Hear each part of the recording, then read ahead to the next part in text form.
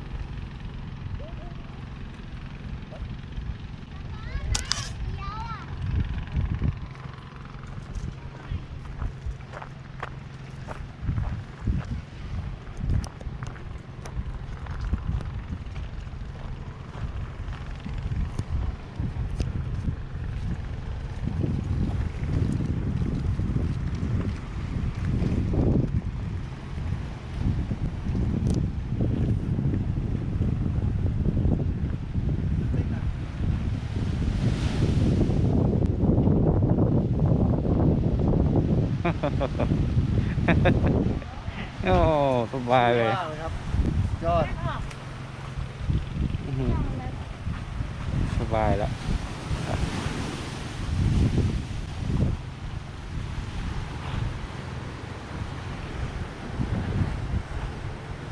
เอานอนใหม่นอนใหม่นอนใหม่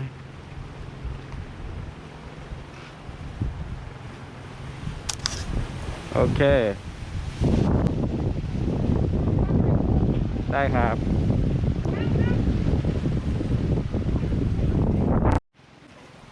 โอ้โห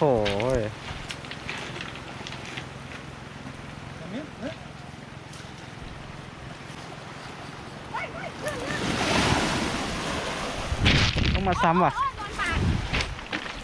หินก้มเลยโดนทรายกับหินล็อกกี้บีชถ่ายทันวะถ่ายอยู่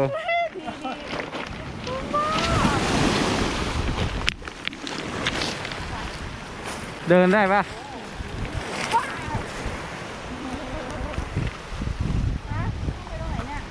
นี่ตรงนี้เท่เลยโอ้มีคลื่น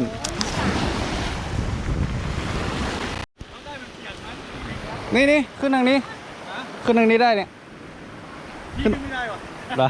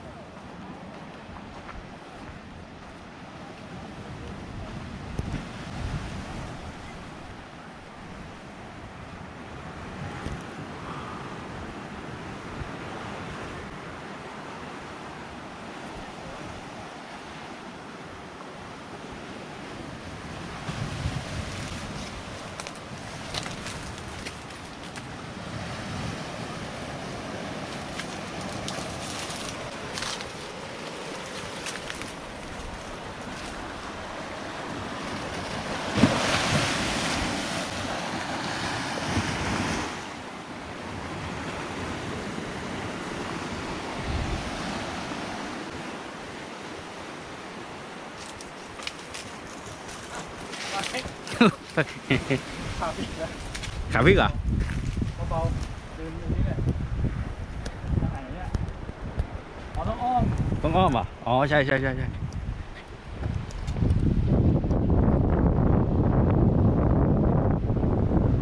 โอ้เยี่ยม ยัง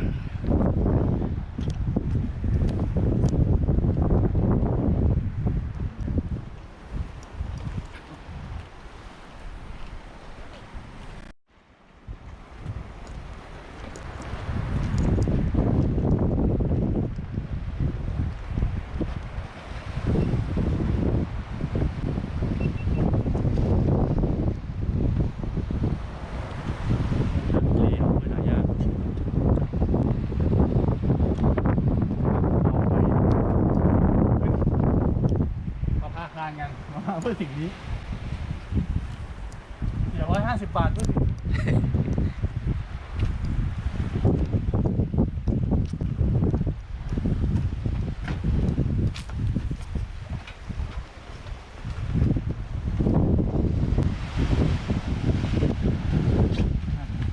ผมกับเป็นพยานดูแลดี ดูแลดีนะ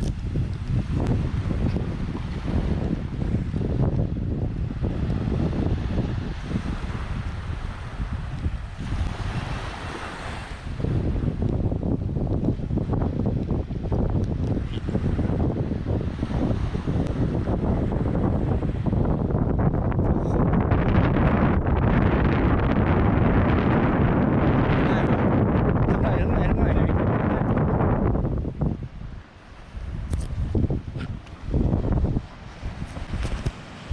ต้องนี้ใช่ไหม ใช่ใช่ไปครับ พื้นที่กองทัพเรือ อ๋อ มาแล้วดูแลดีอ๋อไอ้นู้นก็เรียกอุทยานตรงนู้นแต่พอหลุดฝั่งนี้เป็นเกาะแล้วเป็นกองทัพเรือแล้วคนละส่วนกันเลยอยู่ธนาคารเนี่ย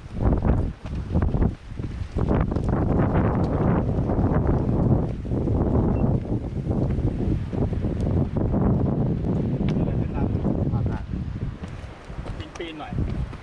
ปีนพื้นที่ของกองทัพเรือเพราะว่ามีธนาคารแบบเหมือนกันชื่อเรือโอ้ย สวยไหมโอ้โห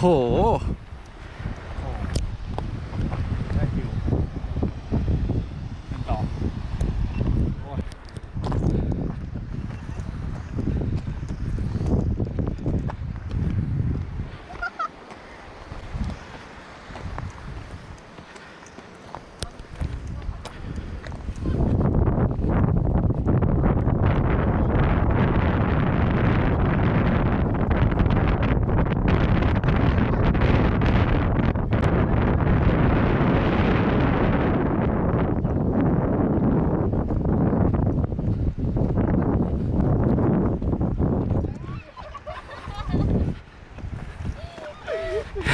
รอบมากคุย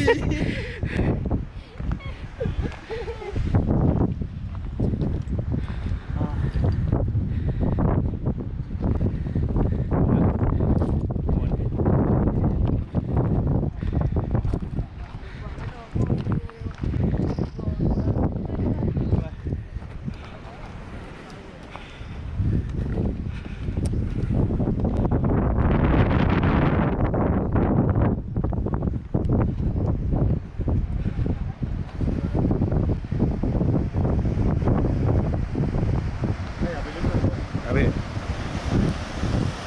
ที่ขาหลุด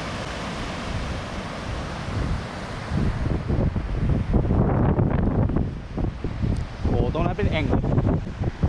เหมือนลานอะไรสักอย่างสวยเลย เขาอะ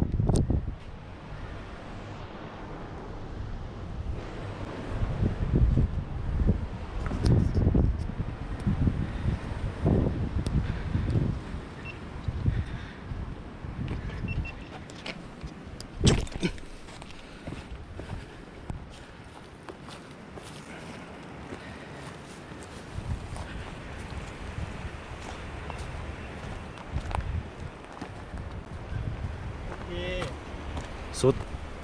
พาคันเก่าแล้วก็มาแค่นี้แหละ เย่ อ๋อเดี๋ยวเขากลัวถล่มแน่เลยเขาเป็นจะงอยยืด